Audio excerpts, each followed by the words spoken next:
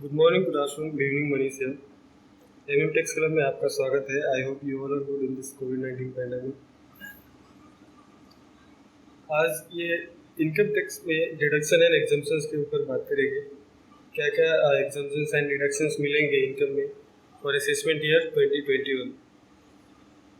भी दो तरह की चीज़ें होती है जो रिड्यूस होती है इनकम से, एक तो एग्जम्पशंस और दूसरा डिडक्शन। एग्जम्पशन वो जो आपके इनकम में दिखता ही नहीं है, नेट अमाउंट जो रहता है वो दिखता है, जहाँ पे कंप्यूटेशन ऑफ इनकम होता है, टैक्स कैलकुलेट करते हैं वहाँ पे।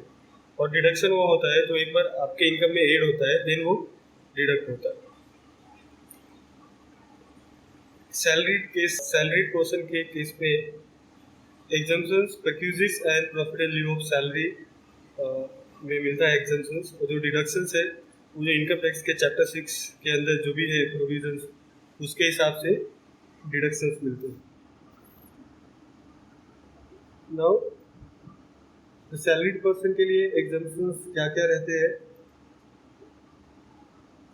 तो अगर अगर कंपनी से कुछ एक्स्ट्रा बेनिफिट मिलता है एम्प्लॉय को other than wages and salary, और कोई भी बेनिफिट एवेल कर रहा है और उसका पेमेंट एम्प्लॉयर कर रहा है, या फिर और डायरेक्टली एम्प्लॉयर ही बेनिफिट दे रहा है एम्प्लॉय को, तो वो प्रिक्विजिट्स बोलते हैं उसको। और मोस्ट ऑफ प्रिक्विजिट्स एग्जाम्प्ट होते हैं कुछ एक्सटेंट तक, सारे के सारे नहीं बट कुछ एक्सटेंट तक जो प्रिक्विजिट्स मिलते हैं बेनिफिट्स कंपनी की तरफ से वो एग्जाम्प्ट होते हैं इनकम टैक्स में। और टॉप ऑफ दैट टैक्सेबल होता है इनकम टैक्स के अंदर। एग्जाम्पल के थ्रू देखते हैं क्या क्या है। जैसे अगर HRA मिलता है कंपनी की तरफ से, तो वो उसमें कुछ एक्सटेंट तक एग्जम्पशंस है इनकम टैक्स के अंदर। तो ये 3 क्राइटेरिया है HRA के एग्जम्पशन के लिए, हाउस रेंट अलाउंस। तो 3 क्राइटेरिया में क्या क्या है, ये तीनों में से जो कम रहेगा, कम अमाउंट, उतना एग्जाम्प्ट होता है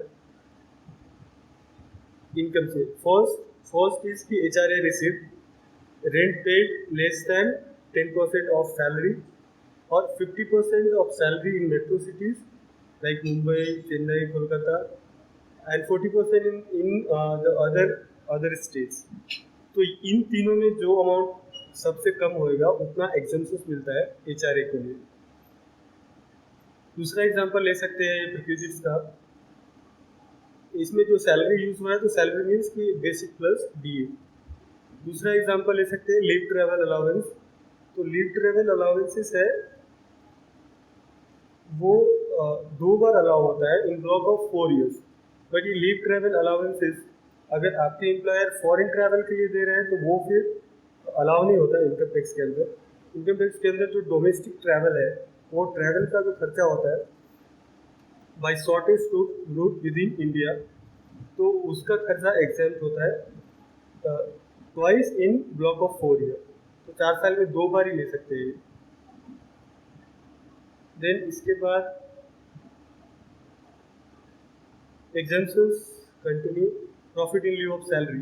तो profit and leave of salary and perquisites, इसमें की डिफरेंसेस ये है कि प्रिक्यूजिट्स वो होता है जो other than wages and salary आपको मिलता है, और वो इन केस आपको नहीं मिलता है, वो बेनिफिट प्रोवाइड करती है एम्प्लॉयर आपको। और profit in lieu of salary है कि जो आपको पेमेंट मिलता है कंपनी की तरफ से इन स्पेसिफिक सिचुएशंस, बट वो other than salary and wages. For example ये टर्मिनेशन कंपनसेशन अगर आपको कंपनी से मिल रहा है तो ये profit and leave of salary considered होएगा।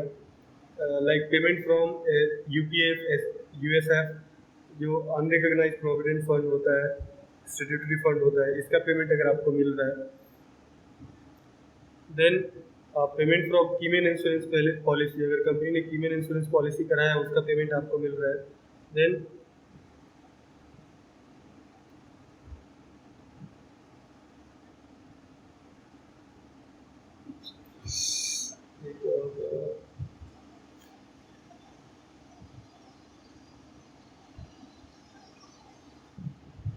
और इसके अलावा भी कोई सब मिलता है आपको कंपनी की तरफ से other than wages and salary, जो कि नॉर्मली रेगुलरली मिलता नहीं, तो ये कंसीडर्ड होता है profit and leave of salary. और profit and leave of salary के केस में most of profit and leave of salary taxable ही होता है इनकम टैक्स के अंदर। Except some like termination compensation है, उसमें जो एग्जम्पशंस रहता है, एंड इसके अलावा कुछ specific profit and loss salary है जो कि एग्जेम्प्टेड होता है इनकम टैक्स के अंदर, वही एग्जाम्प्ट होता है, like death come retirement benefit, commuted value of pension, तो ये सब एग्जेम्प्टेड होता है कुछ पार्ट, बट मोस्टली ये टैक्सेबल होता है इनकम टैक्स के अंदर। अभी नेक्स्ट देखते हैं डिडक्शन। Deduction under chapter 6। तो अंडर चैप्टर 6 में क्या क्या डिडक्शंस मिलते हैं? We got deduction from following section. बहुत सारे सेक्शन है चैप्टर 6 के अंदर।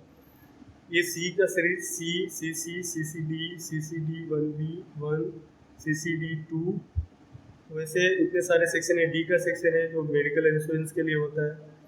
देन ई 80G का सेक्शन जो डोनेशन के लिए, ये फिर हायर एजुकेशन लोन के लिए रहता है। आई ए का series JJA, LP and RRB U। तो इतने सारे सेक्शन है चैप्टर 6 के अंदर, जिन सेक्शंस के अंदर हम लोग क्लेम कर सकते हैं डिडक्शंस, जो भी क्राइटेरिया उसका स्पेसिफिक है, इन्वेस्टमेंट के बेसिस पे या डोनेशन है डोनेशन के बेसिस पे, और दूसरे क्राइटेरिया है उसके बेसिस पे क्लेम कर सकते हैं। तो इसमें से सारे तो नहीं, बट कुछ इम्पोर्टेंट सेक्शंस है जो नॉर्मली यूज में आते हैं, वो यहाँ पे डिस्कस करेंगे सेक्शन वाइज डिटेल में कि क्या है ये। चलिए देखते हैं। First ATC। तो ATC नॉर्मली लोग यूज करते हैं, ये एलिजिबल दोनों भी है, इंडिविजुअल एंड HUF दोनों भी ATC का बेनिफिट ले सकते हैं। और इसमें इन्वेस्टमेंट होता है जो कि मोस्ट पॉपुलर इन्वेस्टमेंट है, कॉमनली लोग ये इन्वेस्टमेंट करते हैं। Common and popular investment like LIC, PPF, LIC का प्रीमियम भरते हैं आप, PPF में पैसा जमा करते हैं, म्यूचुअल फंड ELSS फंड लेते हैं, फिर फिक्स डिपॉजिट है टैक्स सेविंग स्कीम में, tax saving fix deposit, Sukanya Samriddhi Yojana, NSC, KYC, ये पोस्ट ऑफिस का ये प्लान होता है, इन्वेस्टमेंट प्लान। तो ये सब में आप इन्वेस्टमेंट करते हैं तो वो ATC के अंदर फॉल होता है, फिर आपको इसका डिडक्शन मिलता है। देन ATC के बाद ATCCC, इसमें सिर्फ इंडिविजुअल के लिए है ये, HUF के लिए ये नहीं है। इन्वेस्टमेंट इन पेंशन फंड, तो पेंशन फंड में जो इन्वेस्ट करेगा उसको ATCCC के अंदर इंडिविजुअल को इसका डिडक्शंस मिलता है। देन इसके बाद आता है ATCCD1। ATCCD1 में अगेन इंडिविजुअल ही एलिजिबल है वो उसके लिए डिडक्शंस के लिए, और ये है अटल पेंशन योजना and national pension scheme contribution, जो NPS अकाउंट जो लॉन्च किया गवर्नमेंट ने, ये दोनों गवर्नमेंट का प्लान है, तो इसमें इन्वेस्टमेंट करते हैं तो उसका डिडक्शन मिलता है। और ये पेंशन स्कीम का एक सेपरेट डिडक्शन भी है, वो आगे देखेंगे।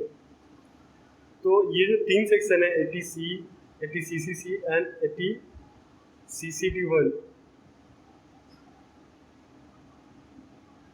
ये तीनों सेक्शंस के अंदर मिला के अब तीनों भी सेक्शन में जो भी इन्वेस्टमेंट है वो उसमें आप इन्वेस्ट करते हैं, तो ये तीनों का टोटल आप 1.5 लाख रुपए तक का डिडक्शन क्लेम कर सकते हैं।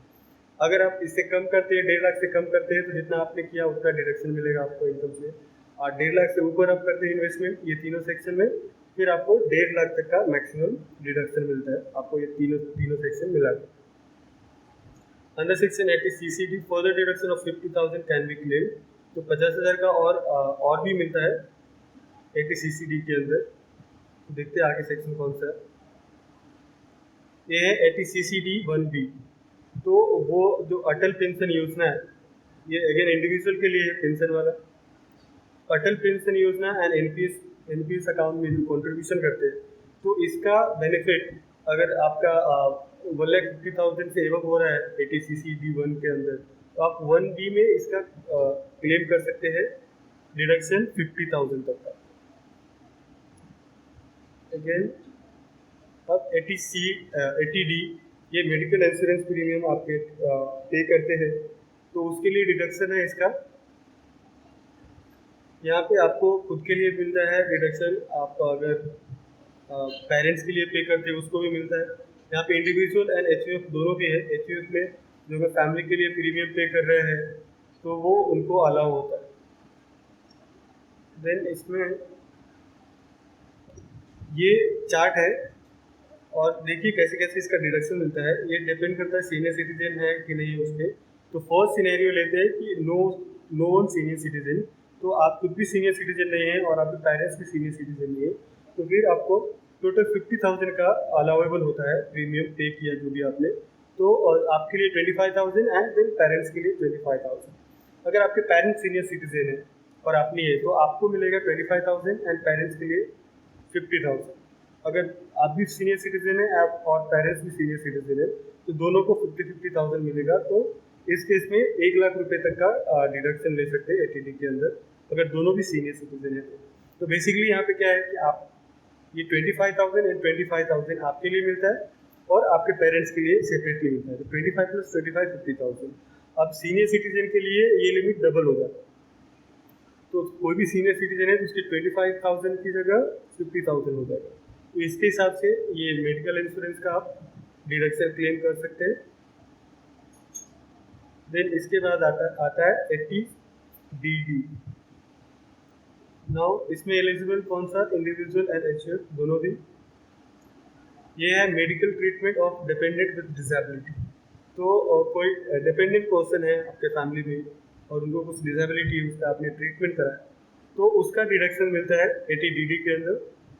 और ये डिडक्शन क्लेम कर सकते हैं depends on the disability type. तो नॉर्मल डिसेबिलिटी है तो 75,000 तक का डिडक्शन क्लेम कर सकते हैं एक्सपेंडिचर का। तो इस डिपेंड्स ऑन एक्सपेंडिचर। अगर मैक्सिमम डिडक्शन आपका 75,000 है, सपोज आपने 1,00,000 एक्सपेंडिचर किया तो आपको 75,000 मिलेगा। आपने 70,000 किया तो फिर आपको 70,000 मिलेगा। देन अगर सीवियर डिसेबिलिटी है तो 1,25,000 तक का आपको डिडक्शन मिलता है ये 80DD के अंदर। देन नेक्स्ट देखते हैं, नेक्स्ट है 80DD। इसमें एलिजिबिलिटी अगेन दोनों के लिए, इंडिविजुअल एंड एचयूएफ दोनों भी कर सकते हैं फॉर स्पेशल डिजीजेस। तो इसमें डिडक्शन कितना है तो ये भी डिपेंड करता है कि सीनियर सिटीजन एंड अदर्स के लिए। सीनियर सिटीजन अगर है उनको स्पेसिफिक डिजीजेस है और उसके लिए ट्रीटमेंट का खर्चा उठा रहे हैं तो फिर उनको अगर सीनियर सिटीजन है तो 1,00,000 रुपये तक का डिडक्शन मिलता है आपको। And other than senior citizen आप 40,000 तक का डिडक्शन क्लेम कर सकते हैं इसके। देन इसके बाद 80E। 80E सिर्फ इंडिविजुअल्स के लिए है, इसमें एचयूएफ नहीं। और ये है interest paid on loan taken for the higher education. तो हायर एजुकेशन के जो भी आप लोन लेते हैं उसका डिडक्शन आपको मिलता है, बट उसका कितना डिडक्शन मिलेगा वो फिक्स नहीं है अमाउंट, बट एक टाइम पीरियड इसका फिक्स है कि आप 8 असेसमेंट ईयर तक डिडक्शन क्लेम कर सकते हैं। तो आपने लोन लिया हायर एजुकेशन के लिए, वो लोन पे जितना भी इंटरेस्ट आ रहा है वो सब आप डिडक्शन ले सकते हैं अप टू 8 असेसमेंट ईयर। अगर उसके बाद आप लोन भर भी रहे फिर भी आप क्लेम नहीं कर सकते। Now 80EE। अब ये सिर्फ इंडिविजुअल के लिए है और ये है इंटरेस्ट ऑन हाउसिंग लोन पे। तो हाउसिंग लोन पे आप इंटरेस्ट पे कर रहे हैं तो हाउसिंग लोन के ऊपर एक तो इंटरेस्ट मिलता है सेक्शन 24 के अंदर जो 2,00,000 रुपये तक का आपको एग्जेम्पशन मिल जाता है वहाँ पे हाउस प्रॉपर्टी के अंदर। फिर उसके अलावा आपको एक 80E के अंदर 50,000 का एक्स्ट्रा डिडक्शन मिलता है। बट इसके कंडीशंस है 80E के अंदर जो आपको मिलेगा उसमें कंडीशंस है कि आपका ये फर्स्ट हाउस प्रॉपर्टी होना चाहिए, आपके पास दूसरा कोई हाउस प्रॉपर्टी नहीं होना चाहिए। फर्स्ट हाउस प्रॉपर्टी आपने लिया है, कॉस्ट ऑफ प्रॉपर्टी 50 लाख से कम या 50 लाख तक होना चाहिए। देन लोन अमाउंट जो आपने लिया है वो 35 लाख या उससे कम होना चाहिए। Loan should be sanction between 1 April 16 to 31 मार्च 17। तो ये पीरियड के अंदर आपका लोन सैंक्शन हुआ है तभी ये सेक्शन के अंदर आपको वो डिडक्शन मिलता है। और वो जो डिडक्शन मिलेगा वो डिडक्शन का अमाउंट है 50,000। On top of under section 24 2 lakh वहाँ पे आप क्लेम कर सकते हैं, एग्जेम्पशन मिलेगा। उसके बाद भी आपका इंटरेस्ट ज़्यादा है, 2 लाख से ज़्यादा है, और अगर ये कंडीशन आप फुलफिल करते हैं होम लोन के लिए, तो आप 50,000 का एक्स्ट्रा क्लेम कर सकते हैं, बट ये स्पेसिफिक पीरियड के लिए है। तो बाकी के लिए भी है। नेक्स्ट सेक्शन देखते हैं। नेक्स्ट है EEA। अभी 80 EE में था, एक टाइम पीरियड स्पेसिफाइड था कि आप 1 अप्रैल 16 to 17 में अगर लोन सैंक्शन हुआ है आपको, तभी ऑन टॉप ऑफ 24 आपको मिलता है ये डिडक्शन, 2 लाख के ऊपर डिडक्शन मिलता है। उसके बाद 80 EEA आया सेक्शन, जो ये अगेन इंडिविजुअल के लिए है और for the same thing interest on housing loan. तो यहाँ पे भी कंडीशंस है एग्जाम्पशन लेने का। यहाँ पे उससे थोड़ा डिफरेंट कंडीशन है कि housing loan taken from financial institution और housing financial company for the residential property. Second condition कि स्टैम्प वैल्यू जो प्रॉपर्टी का है वो 45 लाख से कम होना चाहिए। Then not eligible to claim under section EE। आप अगर EA के अंदर क्लेम कर रहे हैं तो फिर EE के अंदर क्लेम नहीं करेंगे। देन फर्स्ट बायर होना चाहिए, मीन्स कि आप ये पहला घर होगा आपका, आपके पास कुछ दूसरा हाउस प्रॉपर्टी नहीं है, रेसिडेंशियल हाउस प्रॉपर्टी। देन अभी अगर ये कंडीशन फुलफिल करते हैं तो डिडक्शन आपको मिलेगा, और डिडक्शन जो मिलेगा वो उसका अमाउंट है 1,50,000। तो वहाँ पे E के अंदर 50,000 तक का था on top of 2 lakhs, but यहाँ पे आपको 1.5 लाख रुपए का डिडक्शन मिलता है अगर आप ये कंडीशन फुलफिल करते हैं तो। देन EEA के अंदर बात है 80G। 80G डोनेशन आप देंगे तो उसका डिडक्शन आपको मिलता है। ये सबके लिए है, कंपनी हो, इंडिविजुअल हो, HUF हो, तो कोई भी डोनेशन दे सकते हैं और डोनेशन का उनको डिडक्शन मिलेगा। एंड डोनेशन का जो डिडक्शन मिलेगा वो डिपेंड करता है कि आपने कौन से टाइप का डोनेशन दिया है। उसका डिडक्शन सारे डिडक्शन डिपेंड करते हैं कि कौन से इंस्टीट्यूशन को दिया है, उसके बेसिस पे आपको कहीं कहीं पे 100% डिडक्शन मिल जाता है, कहीं कहीं पे 50% मिलता है, कहीं कहीं पे एक लिमिट होता है कि ये लिमिट के एक क्वालिफाइंग लिमिट है, उतना अमाउंट तक का मिलेगा। तो वो डिपेंड करता है कि आपका कितना अलाउ हो रहा है, उसके बेसिस पे आपको ये डिडक्शन अलाउ होंगे। But in cash allowed donation in cash up to 2,000 only. तो आप कैश में 2,000 तक का ही क्लेम कर सकते, 2,000 तक का डोनेशन दिया है उतना तक का क्लेम कर सकते हैं। बाकी अदर देन कैश आपने दिया है इससे ज़्यादा तो वो आप 80G के अंदर क्लेम कर सकते हैं। देन एक सेक्शन 80 RRB, ये अगेन इंडिविजुअल के लिए है, बट अगर foreign citizen being resident in India है तो वो भी डिडक्शन क्लेम कर सकते हैं ये सेक्शन के अंदर। और ये सेक्शन है रॉयल्टी ऑन पेटेंट्स के लिए। तो पेटेंट्स आपने कराया है, उस पर कुछ रॉयल्टी आपको मिल रहा है, तो उसका आपको डिडक्शन मिलता है, और वो अमाउंट है 3 lakhs और specific income visible is lower. तो उससे तो स्पेसिफिक इनकम आ रहा है या फिर 3 लाख रुपया, उतने तक का आप इसके अंदर डिडक्शन क्लेम कर सकते हो रॉयल्टी के लिए। देन QQB, ये भी same thing, eligible person same individual और the foreign citizen being resident in India. ये royalty income of the author, वहाँ पे पेटेंट के लिए रॉयल्टी, यहाँ पे ऑथर के लिए रॉयल्टी, एंड डिडक्शन सेम, यहाँ पे भी 3 lakhs एंड स्पेसिफिक इनकम, दोनों में जो कम रहेगा वो आपको डिडक्शन मिलता है। देन अभी सेक्शन 80 TTA, अभी ये कॉमन सेक्शन है जिसमें सबको मिलते हैं डिडक्शन सेविंग अकाउंट के इंटरेस्ट पे। एलिजिबल पर्सन है individual HUF except senior citizen, तो ये सीनियर सिटीजन के लिए नहीं है 80 TTA।